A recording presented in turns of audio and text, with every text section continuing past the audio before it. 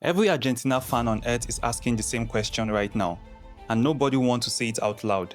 What happens to Argentina if Lionel Messi walks onto that World Cup pitch on June 16th and he is not fully fit?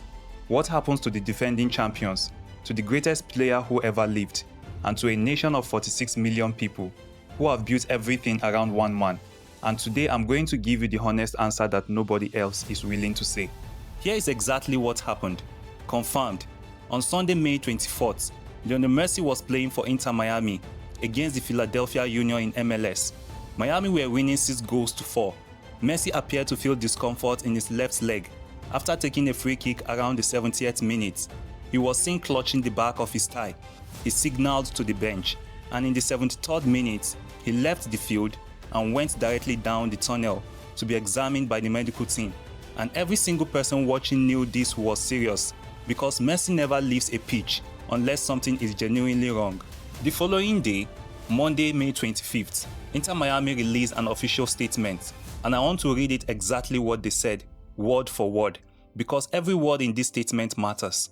They confirmed that Messi had undergone further medical tests and that the initial diagnosis indicated, quote, an overload associated with muscle fatigue in his left hamstring, and they added that, quote, the timeline for his return to physical activity would depend on his clinical and functional progress, which means no fixed return date was given, and the medical team were watching him day by day. Now here's the first thing that will calm you down, because there is a very important medical difference between what Messi has and what the worst case scenario would be. A hamstring muscle overload, which is what Inter Miami confirmed, is essentially extreme muscle fatigue. The muscle has been pushed to its limits and needs rest to recover. It is not a tear, not a rupture, not a confirmed strain, and in most cases, with proper management, a muscle overload resolves within 14 to 21 days. Messi's injury happened on May 24th, and Argentina's opener is June 16th. That is 23 days between those two dates. And right now, on June 8th, we are 15 days into that recovery, which means the window is closing, but it has not yet closed. The timeline is now working in Argentina's favor, because from the day of the injury, on May 24th to Argentina's opener against Algeria on June 16th, there are 23 days in total, and medical experts have noted that a muscle overload of this type, properly managed, can clear fully within 14 to 21 days, meaning Messi is already inside that recovery window, already on the grass, already doing specific exercises with the team. And Scaloni showed last night against Honduras that he is not panicking. He is executing a precise plan, and that plan has 8 days to run before it gets tested on the biggest stage in football. On June 5th, Argentina manager Lionel Scaloni spoke to the media and gave the most encouraging updates yet. And I want to give you his exact words because they matter. Scaloni said, quote, Leo is doing well. He has already trained partly with the group. He is no longer completely separated. And then crucially, he is much better, and that gives us peace of mind. And then last night, Argentina beat Honduras 2-0 in their pre-tournament friendly in Texas. Lautaro Martinez scoring from the penalty spot and Lionel Simeone adding the second. Messi was named in the squad but remained on the bench the entire game, not because the situation is getting worse, but because Scaloni refused to take a single unnecessary risk with his captain 8 days before the most important match of the year. Argentina's Football Association confirmed that Messi has been working on specific exercises on the pitch with the physiotherapy team and is making good progress. And the confirmed picture right now, on June 8th, the morning after Argentina beat Honduras 2-0 without him, is this. Messi is at the camp, he is on the grass, his trajectory is positive, and all eyes now turn to the final pre-tournament friendly against Iceland on June 10th, 2 days from now, where Scaloni may give him his first minutes back, depending entirely on how his body responds over the next 48 hours. But here is where the honest concern begins, because this is not the first time Messi has arrived at a major tournament carrying a question mark about his fitness. Analysis published before this tournament revealed that since 2024, Messi has suffered 8 separate injuries, spent 127 days sidelined, and missed 14 matches, and 4 of those 8 injuries have been hamstring problems. 4, which is alarming, because medical data shows that once an athlete suffers a hamstring strain, the statistical risk of re-injury is between 2.7 and 5 times higher than before the original injury. And the most painful parallel in Argentine football right now is the Copa America final in 2024.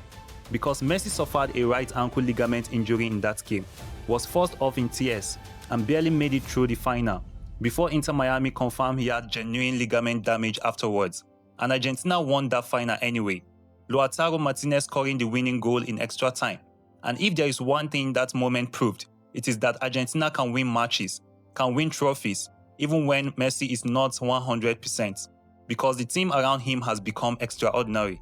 And go back further to Qatar 2022, where Messi also arrived with injury concerns, where he was also training separately from the main groups in the days before the tournament, where reporters were writing the same headlines, asking the same questions. Is he fit?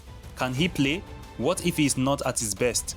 And then the tournament started, and Messi played 7 matches, scored 7 goals, won the Golden Ball as the best player of the entire tournament, and lifted the trophy that escaped him his entire career. So when people ask if Argentina were worried, the correct answer is they have been here before, and they know exactly what Messi is capable of, even when he is not fully fit. But here is where we have to be completely honest, because Messi is 38 years old, turning 39 during this tournament, and muscle tissue at 38 does not recover at the same speed it did at 28. The science is clear on this, and the pattern of 4 hamstring issues since 2024 tells us that this particular part of Messi's body is now vulnerable in a way it was not earlier in his career, and that vulnerability, not the current injury itself, is a real concern that Argentina's medical team are managing every single day of this World Cup preparation. Scaloni's plan for managing Messi is already being executed perfectly. Last night against Honduras, Messi sat on the bench for the entire 90 minutes of a 2-0 win, not because he could not play, but because Scaloni refuses to gamble with his captain's body in a friendly match when the game that matters is June 16th against Algeria, and the coaching staff has been emphatic.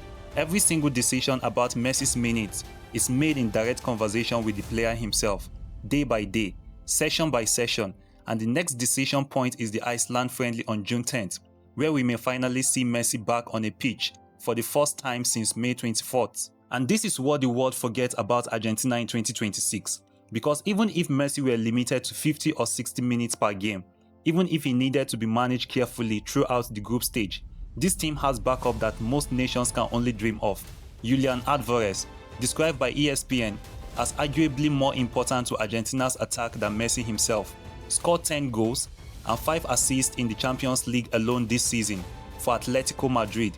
Lautaro Martinez was the top scorer of Copa America 2024, and Enzo Fernandez controls the midfield, and Alexis Mac Allister brings Champions League winning experience from Liverpool. This is not a team built around one man only. Argentina's group has also been arranged in a way that could not have been more fortunate given the circumstances.